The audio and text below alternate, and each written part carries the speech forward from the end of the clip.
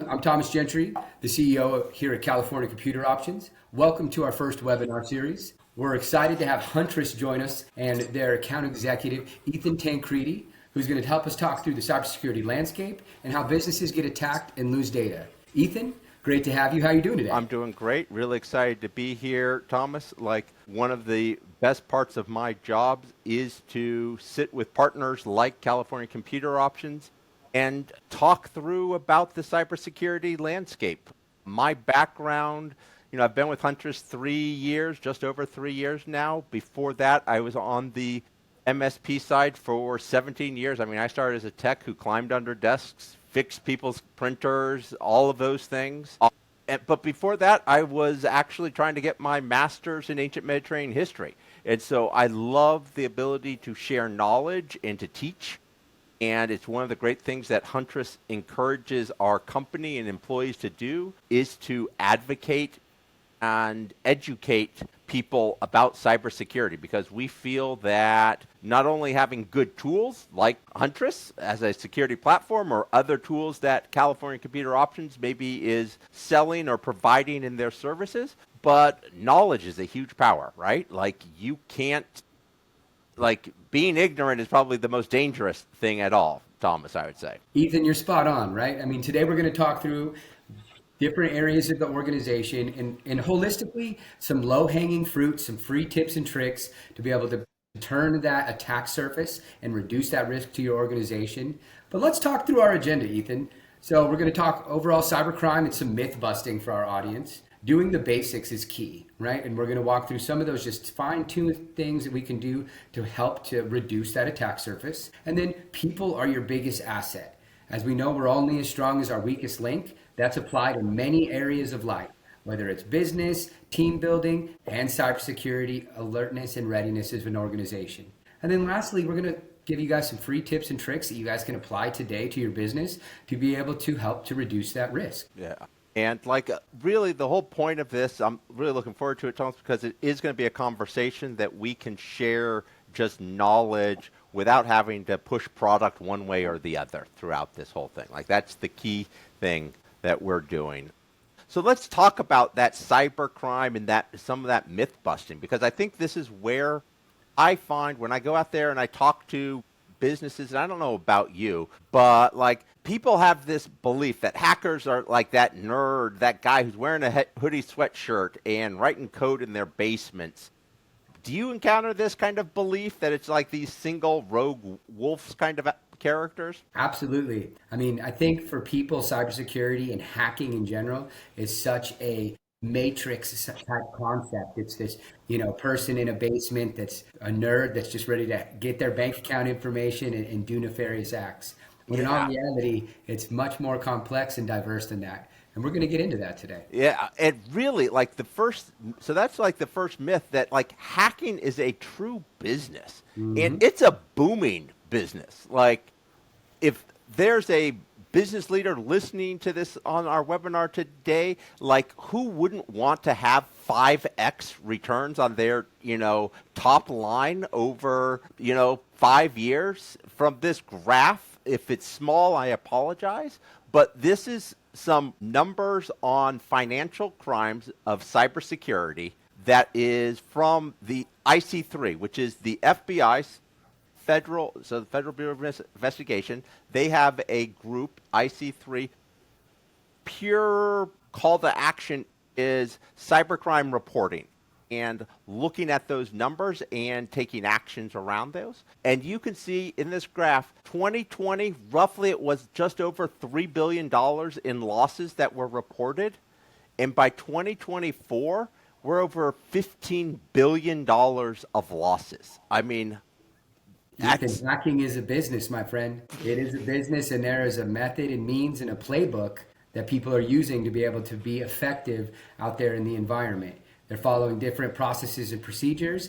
And just like in all businesses, you look for process improvement along low-hanging fruit. So are these hackers, as they're in your environment and they're looking to get in there. Yeah, and you talk about process and procedures. I don't know if you have seen some of the leaks that have come out of some of these ransomware gangs. So they're called gangs, and literally they are groups of people who are together, like a mafiosa gang out of Mhm. New York City or somewhere else. Like these are people who are gang members, and they have HR manuals, Yep. Thomas, like literally talking about, hey, Thomas, here's your quota. You have to encrypt X number of companies and generate Y number of, ransom payments to us, which is wild. Wild. Yeah. Absolutely. I mean, you're talking anything from an individual to somebody that's part of organized crime to a nation state themselves, right? There's plenty of nation states all across the world that are targeting businesses all across the globe, and they have dedicated teams that are ready to do spoofing calls, ready to send emails and do phishing campaigns. There's multiple different ways that they're going to try to look at that attack surface, and it depends on where you have that door or window open. Yeah. And I think what's really key there is you mentioned how they are going to have multiple ways they're looking in. Like one of the things people sometimes think about is, oh, it's that single hacker. It's Thomas sitting there behind the keyboard.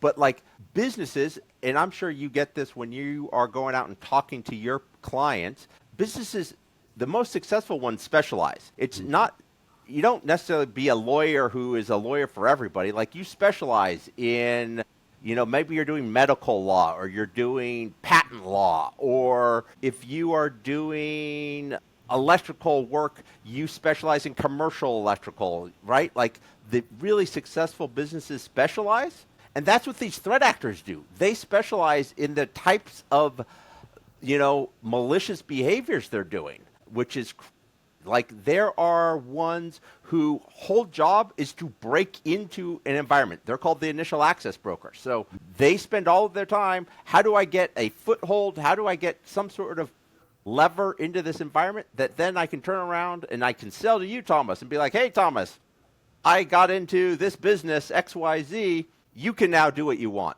And then Thomas, you are, proceeding from there because maybe you have a ransomware tool that you have bought that you're going to encrypt it.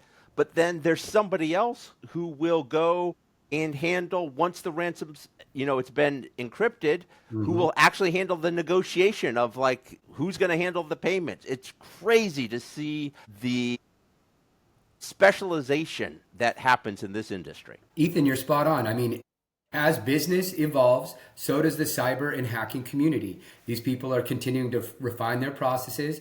I saw a video the other day of a woman calling into a bank, right, trying to reset her password, and she was just playing an audio clip from YouTube in the background of a baby crying. So it made it that it was stressful while she was on the phone, and the individual from the bank gave her way more information than necessary for her to do a password reset and be able to get into the account, which is just, that's creative as they're out there and they're doing these different attacks. So Yeah. absolutely. Yeah, exactly. And so, like, I think the key message I just want to make sure as you're dealing, your clients are understanding, is that it really is a business with specialization. And people talk about, oh, the dark web and this, they make it sound hard to get to and things. It's not that hard for these threat actors to get to that. It's simply not easily accessible to somebody to Google. But there are tools and forums that help people get onto these things. And then they have shopping bazaars that are as sophisticated as Amazon, where you can go and buy the tools that you need. Whether that is teaching somebody how to do that call impersonation, right, to social engineer them, or it could be a predefined phishing kit, phishing as a service. Like maybe one of your clients does QuickBooks as a service, right? They don't have a QuickBooks server in-house. They go to the cloud and buy a monthly subscription to QuickBooks. They buy a monthly subscription to a phishing service that has all the tools they need to send a phish to try and compromise your identity and your credentials. Or ransomware as a service that has all the tools they need to run a encryption campaign onto a machine. It is wild. for Not sure. only that, right, Ethan, but anytime a breach happens, that data is exposed to anybody that wants to go out there and look at that list. The idea being, was my data compromised? I want to go and make sure that my Yahoo, my Gmail, my Experian info, what have you, hasn't been compromised. I'm going to go look. Well, what Yep. does that do? A nefarious actor, they're going to build a playbook and put crumbs together one after the another. Right? They're going to make some assumptions about an email address, then they're going to make some assumptions about your bank. Well, now I'm going to go and I'm going to go look at these reports and say, oh, look, I have some known passwords that this user uses. And then it's just a matter of time before they start digging in and then they'll get access. So absolutely. Yeah.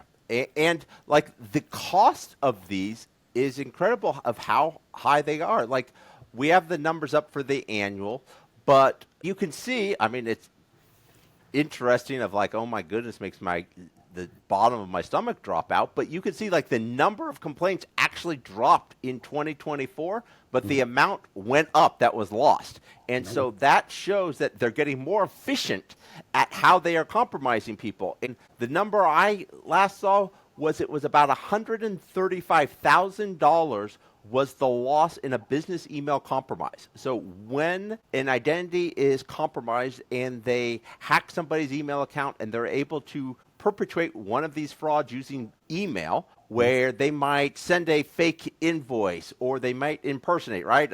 They pretend to be Ethan and they start interacting with Thomas. Hey, Thomas, we have a change in invoices that's necessary. And you're like, oh, all right, Ethan, sure, you know. But those losses average $135,000 is once it gets to one of those monetary losses, which is significant. Most businesses don't have $135,000 sitting in the bank account ready to just be lost like that, right? That definitely affects the company's profitability. And for some of those smaller companies, that's a huge swing on their overall year. Yeah, like business email compromise, the number from that IC3 basically averages 85 business email compromises in the U.S. a day. So like 85 different businesses are potentially losing $135,000 a day incident. It's just mind-boggling from there. I mean, Ethan, to your point, it continues to grow and it continues to be a challenge.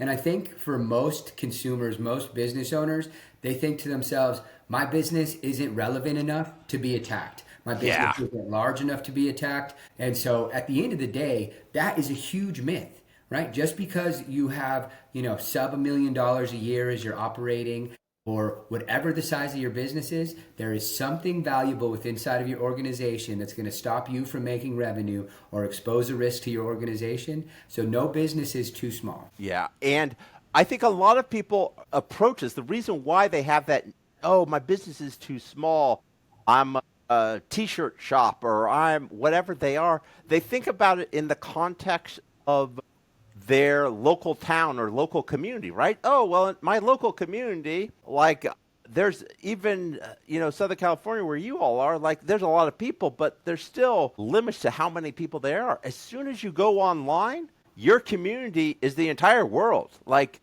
right. And the other part of it is that the threat actors are competing because they are a business. Well, what's going on is that they're actually moving towards the smaller companies because the larger companies have the budget and the money to invest in cybersecurity tools.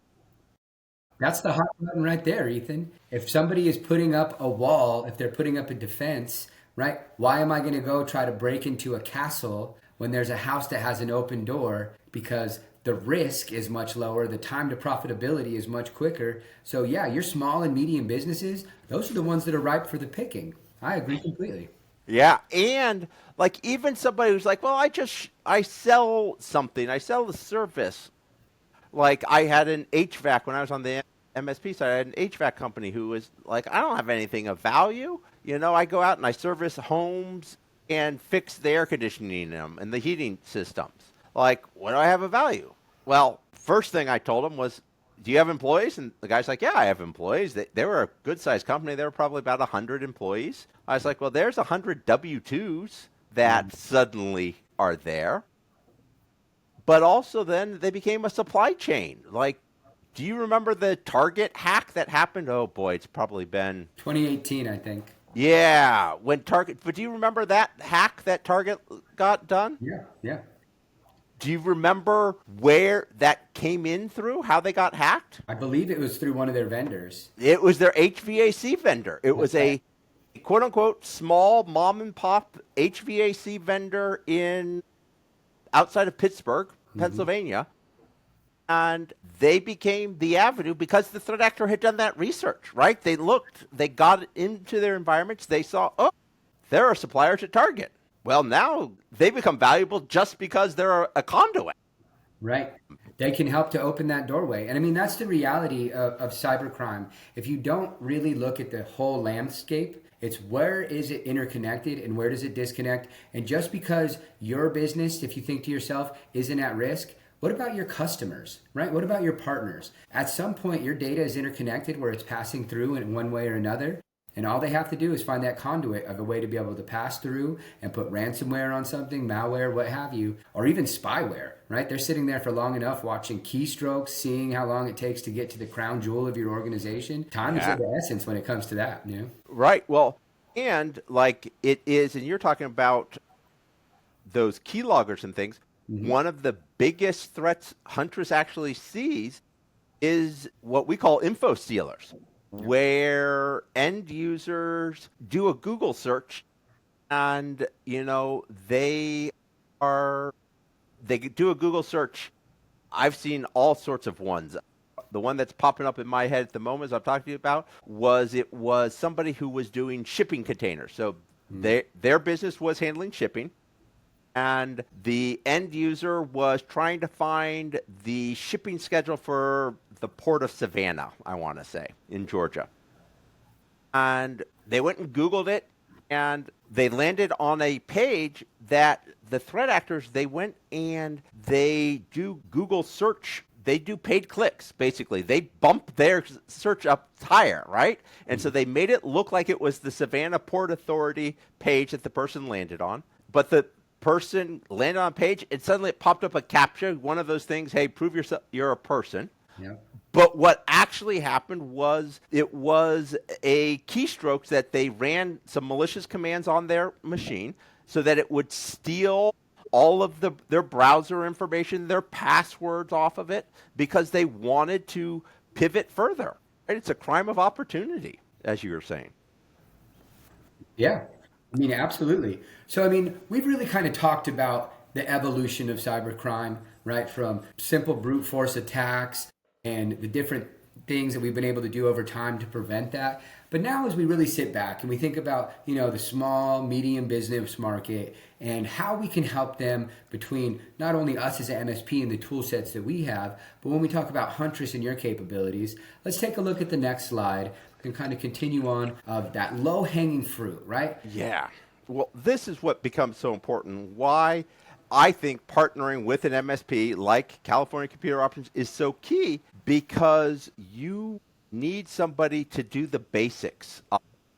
I mean, you and I are close in age, so I might be a little older than you, but when I was a kid, the story was always of like it was Walter Payton and Tony Dorsett were out in the woods camping, a bear comes into their campground, and depending if you like the Bears or the Cowboys, which one was smart, but we'll say in this one that Dorsett started to tie on his sneakers as Walter Payton was running away. Walter Payton looks back, goes, "What are you doing?" And Tony Dorsett says, "All I have to do is outrun you, dude. I don't have to outrun the bear," right? And Mhm. like that's this concept of low-hanging fruit that you need to do. Those security basics are so critical.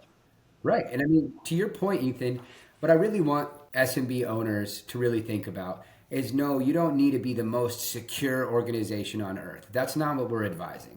What we are advising is that if somebody's walking by your car and they test the door handle, that it's enough of a deterrent that it didn't open the door, right? Those Yeah. simple little things that we can do to make it that they move on to the next target.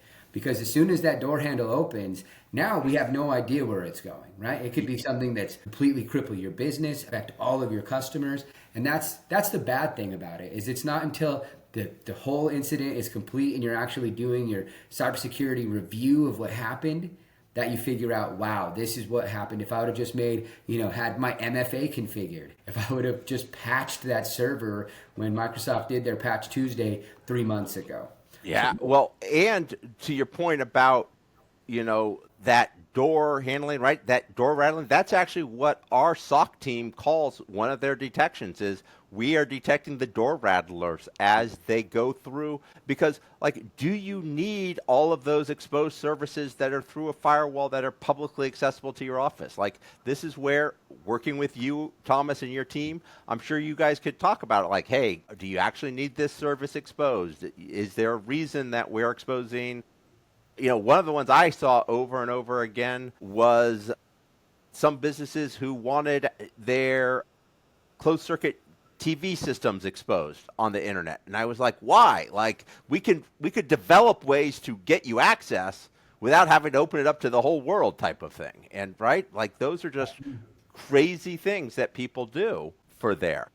The other thing you and I were talking about, outdated software, is not only the old QuickBooks, that was always my pain point. I don't know about you. Yeah. But what do you recommend for your clients about hardware refreshes? Because I think we're getting close to one that's coming up, right? I mean, you're spot on. Windows 10 is coming. October is right around the corner. And what does that really mean for organizations, right? At the end of the day, your device is still going to work, right? You're going to be able to still send and receive email. You're going to be able to surf the internet. You're going to be able to use Teams or your PowerPoint, Excel. All that's going to work. But now, any hacker in the world is going to know as soon as that first patch list drops, they also look at that same list that we do.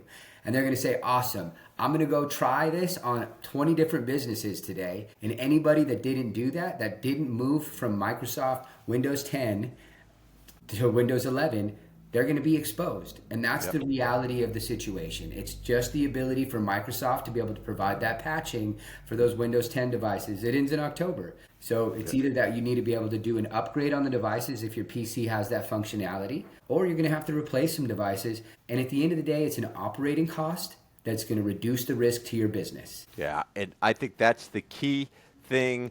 And you probably do these of regular kind of business reviews where you can start to plan these out.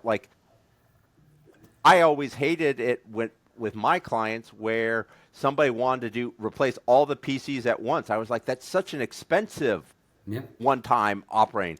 Let's break that up over 4 years. There's creative ways you can finance it. There's all sorts of ways to do this to make it less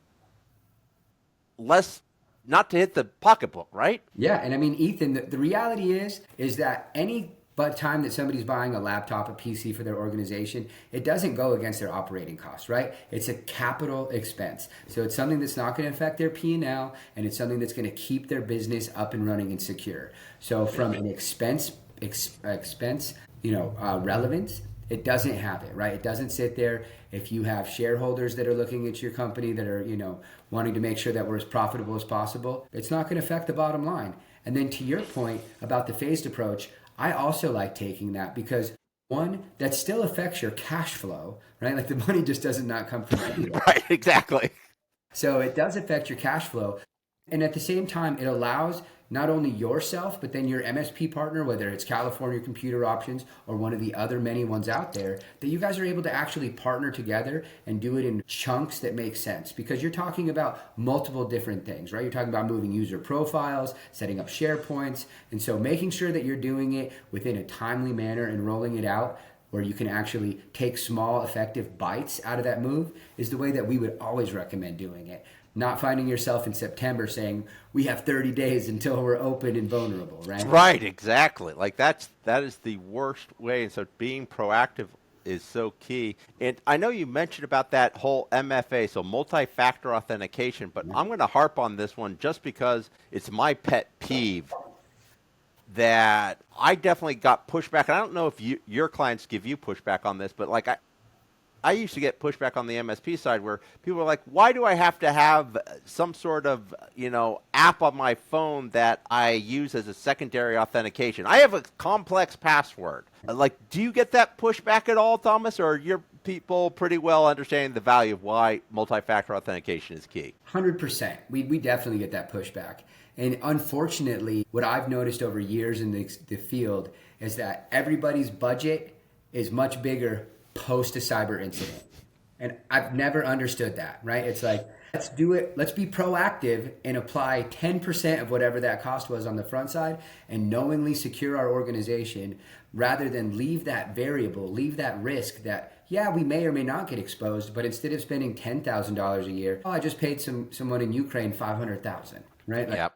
so MFA for us is such a cheap and easy tool that allows not only for you to control your machine, but it makes sure that that brute force attack isn't effective, right? Yep. And so if you think about it, what these hackers are doing is they're running these scripts that are going to just try over and over and over and over and over and over again. And now most processes have it where they'll lock the account after so many attempts.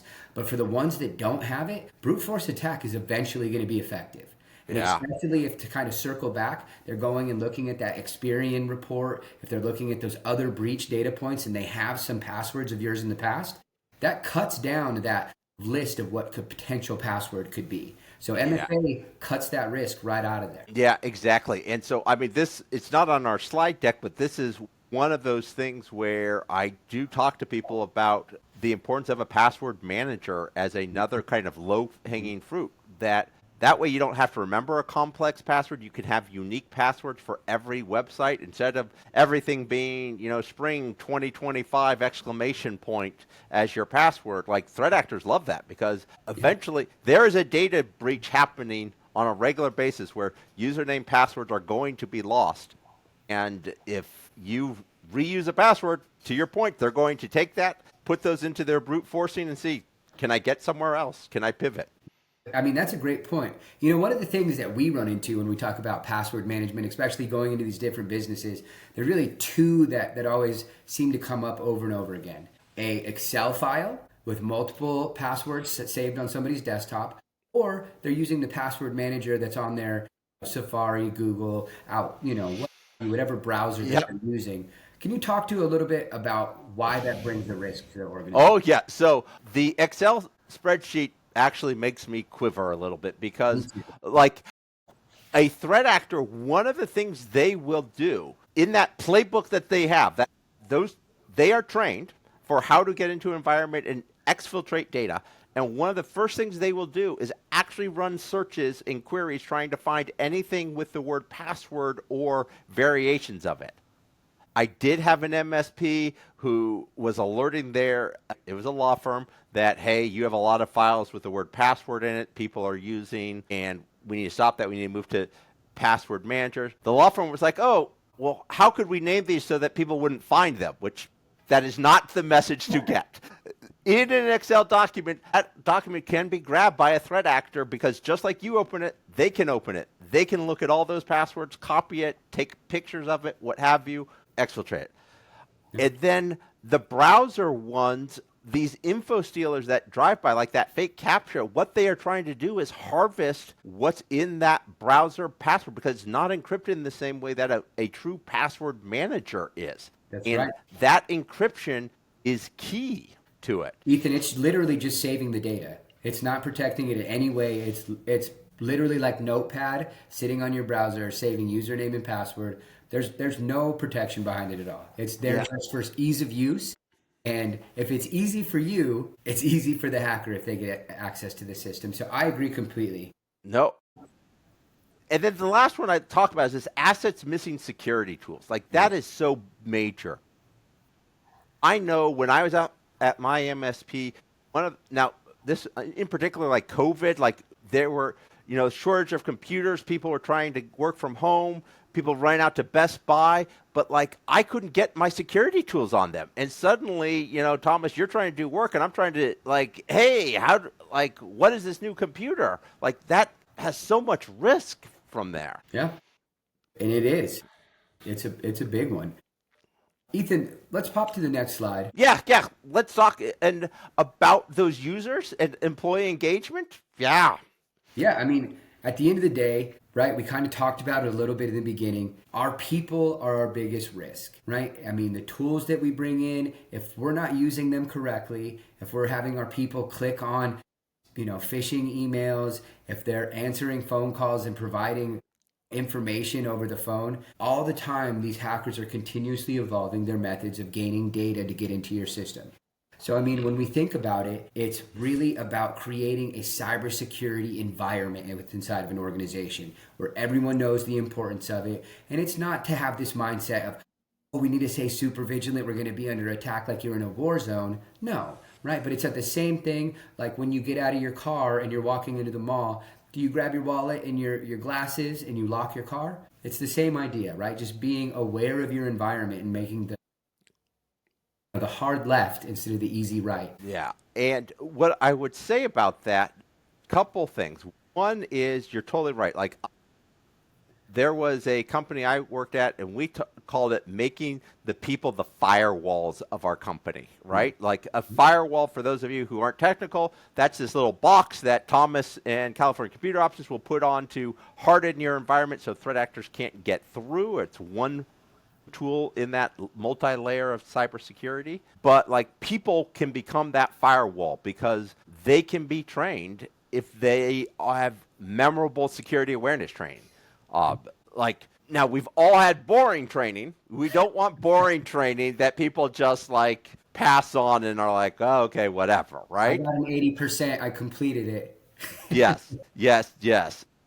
So that is key for like one of the key things just to be aware of. Like it needs to be memorable. People need to be engaged. The other thing, and maybe you can talk a little bit about, Thomas, how you've helped your clients do this, is I think it needs to be something from the top down. Like it can't, like it can be an owner saying, hey, everybody, we need to focus on it, but it also needs from bottom up. And so what are some successful things you have seen companies do to get their company to buy into the importance of it? I mean, what we've seen that be the most successful, Ethan, in the past is when you're having an organization where everyone is bought in on having cybersecurity be part of the organizational culture, right? It needs to start from the top, but be understood at the bottom down. And the reality is they need to understand the importance of it. So doing those phishing campaigns internally, right? Making those cybersecurity awareness trainings, those are all important blocks to make sure that you're learning and doing the right thing. But at the same time, providing an environment where people don't feel like they're going to be criticized for sending in an email that seems suspicious, reward that behavior. If somebody sends in a phishing email attempt, even if it was a legitimate email, respond back to that person, let them know you're doing the right thing, right? That your due diligence matters. So it's really about the culture of the organization getting behind the cybersecurity initiative and less about the tool set. Yeah, I would totally agree. It is that culture. And not only is it that you're not going to penalize the person for sending in that, hey, I think this is a phishing email and it's not, but also if they do click that phishing test, you send them a phishing simulation and they click it, it's not like, hey, we're going to write you up. You clicked a phishing link. It's educating them. It's, hey, you did this. Let's show you how you need to slow down. Because one of the things that, somebody gave me the analogy, and I think it was great, was like when I could never get phished if it was the equivalent of me just walking down the street, right? If I'm just walking down the street with nothing going on, I'm paying attention, I'm looking at the sky, I'm looking at the weather, I'm engaged. But suddenly, if I'm driving and I'm in a rush to get to wherever I'm going to be, like that's when you're distracted and suddenly you can end up in a car crash, right? Like you're in like, and what happens is work suddenly becomes that, driving 100 miles an hour down the freeway, trying to get to something because Thomas needs this and Philip needs this and, oh my goodness, this emergency. And suddenly you got 500 things going on and, I'll quickly take care of this email. And whoops, that was the one time that you clicked it, right? That's the best way that they do it. It's not going to be at a time of day when your email is lulled. It's going to be at a time of day where things are moving. You're not going to have it. It may come in over lunch, right? There's statistic around it, but most of the time it's going to be within the first hour or two of your workday when you're consuming things in your meeting, and then also subsequently at the end of your workday, right? When you're trying to close out the day, quickly work through some emails. HR sent you a form that you need to click the link to watch whatever. It's really not HR, right? It's someone in Ukraine, in Russia, in New Jersey, right? It doesn't matter their actual physical location. They're trying to gain access to your environment. Yeah. I think. And the key part is raising your hand and saying, "Hey, I clicked on this thing. Mhm. Maybe that I made a mistake." And going to California Computer Options and saying, "Hey, guys, I just realized I clicked this thing and something weird happened. The page didn't load right. Something seems off." Okay, like that's way better to do that than to say, "Oh, that was weird. Okay, I'm just going to go on with my day." Ethan, that brings up a great point. So when you think about these breaches, these access points that get hit, if you click that link, your computer doesn't explode, right? You don't start having lines of code falling from the screen showing you that you've been breached. Nothing really happens. You click the link, nothing happens. You go about your day, you're not thinking about it. Now there's somebody in your environment. And that's where the big risk comes in, right? If you find it and you click the link and you still report it quick enough, you can remove that machine from the environment. You can start locking things down and prevent the spread of that inside the organization. It's when you click it and you forget about it that it's all of a sudden that thing starts moving and grooving all over the network. What I always challenge business owners to do and understand is, what's the crown jewel of your organization? What is the crown jewel that makes you different, that operates? Is it your people's personal information? So I always like to circle it back to the idea of Coca-Cola, right? So Coca-Cola, their crown jewel is their recipe. And that thing sits in a vault that two different people know the codes to. That's it. Right? Yep. But Coca-Cola has that locked down, right? If you think Yep. about it, they have a million different ways they can get breached and lose money, but for them to lose the organization in totality, it would be that recipe. And so I always challenge business owners, what is your crown jewel? Yeah, and I think that gets us right over to our last slide, to be honest, which is being prepared. Like you talking about knowing your crown jewel, to me, that's business continuity planning, right? There. Like if I know what my crown jewel is, and I can talk to you, Thomas, about it, then you can devise ways to protect that crown jewel, right? Like you can put it in a lock with two combos and all of these other things. If it's a computer, you could put redundant systems in place, right? One fails over, super, even if it got hacked or hit, you could do different things with it. Yeah, so I think that's really key for it. Another one you and I talked about, and this kind of goes to business email compromise, is that money transfer policy. Having a written process for how you handle money and changes to bank accounts is key there. Yeah. Do you want to talk about some of the advice you've given to your partners around money transfer policies? Yeah, I mean, when it comes to any of these, the thing that's nice about all of these different things on the screen, they're free, right? These are all different processes that you can do inside of your organization today to start reducing the risk to your organization. So when it comes to money transfer policies, it needs to be that you have a strict set outlined path. So it's easy for a vendor to come in and get spoofed and somebody to send in an email from somebody that looks like, because as you're watching the packets go across, somebody can do packet sniffing and see where that data transfer is coming from and say, okay, these guys are doing business with IBM on a regular basis or whatever vendor. I send you a spoof email for a bill for $75,000 and you pay it. Well, in all reality, money transfer needs to have an outlined policy that is followed and approved throughout the way to be able to vet that vendor is done. There's multiple different ways to do it. You can look it up. You can be consultative with us. We'd be more than happy to walk you through some of the policies that we've built in the past. But that kind of goes into that same thing, Ethan, when we look at incident response plans.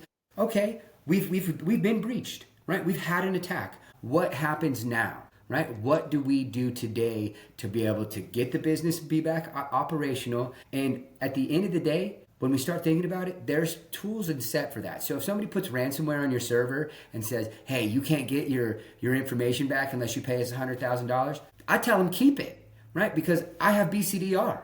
I'm going to have my machine back up in 20 minutes, 5 minutes even, and you can have that data because I have that information set up. So it's all about making those long-term plans that are going to be able to help you have that business continuity, not only for your organization, but for your customer base even. Yeah, and that's where that tabletop exercise comes in. Like I feel that people overthink what a tabletop exercise should be. Like it really can be just a discussion for an hour at lunch, basically.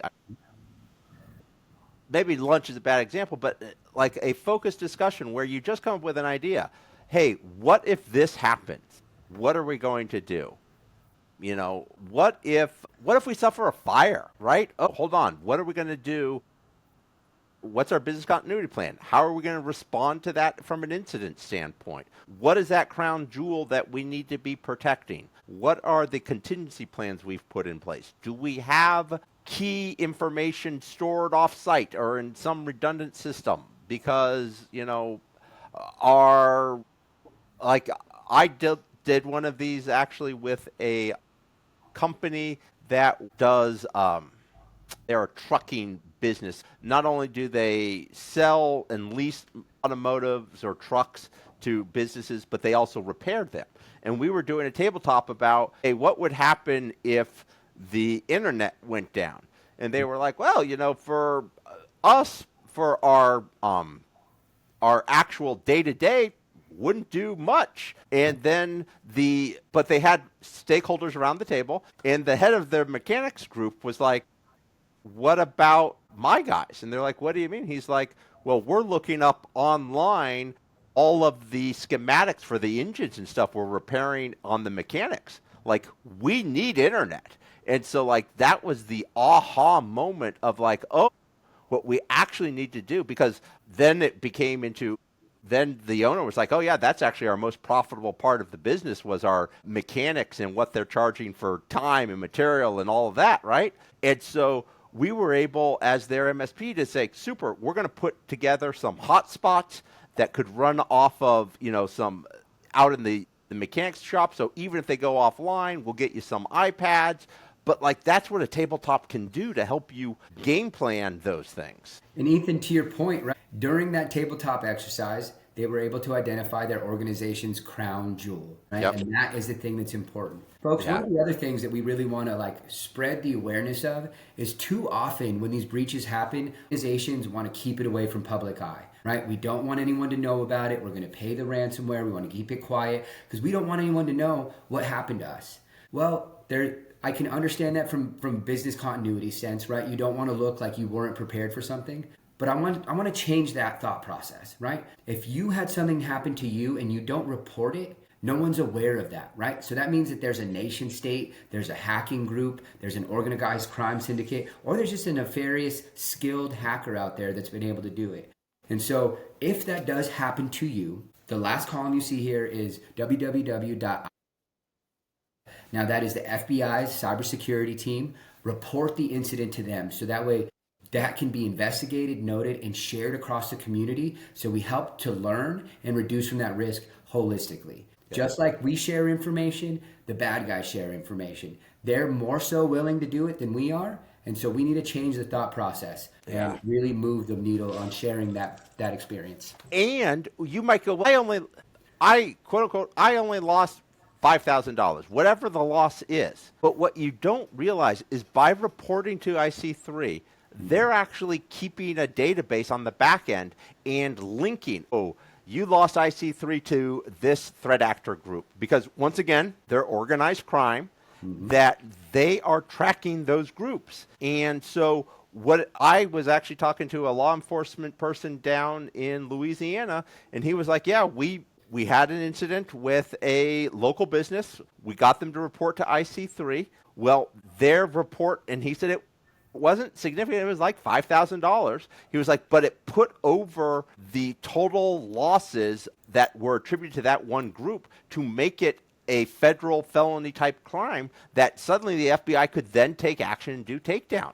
And so, like, to your point, you don't want to hide. Showing it normalizes it. You can learn from others as well. Right. And you could be the, final thing that gets it over the end. So definitely. Ethan, to that other side, let's say that you were the first one, right? And you're able to stop it before it becomes this big deal. So sharing the information holistically, whether it's the California Computer Options mindset, the Huntress mindset, I think from any cybersecurity practitioner that you talk to in the world, they're going to tell you to share that data, because that is a best practice. And what we don't know is the things that's going to hurt all of us around. So please share that information as you're out there. I think it's the key part. Like, my message to everybody is that cybersecurity is a journey and not a destination. Like, you are never going to be secure forever. The analogy I always use is, my first car I got, 1992 Ford Escort wagon. It was really great. It had anti-lock brakes. There you go. And that was it. Like I still had, manual windows to roll down. I'm not even sure if I had AC. I probably had AC in that thing. Yeah. But like I was thrilled at the time. I thought it was a great car. Yeah. Oh, 30 some odd years later, like, no, I'm not going to be in that car. Like, compared to Tesla or some other of these cars now, the technology to keep you safe with side impact airbags and driver assist, right? And cybersecurity is the same thing. It's a journey. It's going to continue to evolve. What you and Philip talk to people about, hey, here are the things we're telling them to do today. You're probably going to come back in a year or two and be like, hey, you have to evolve, right? You want to talk about that a little bit? Absolutely. I mean, if you think about, I like to stay consistent. So we think about Coca-Cola.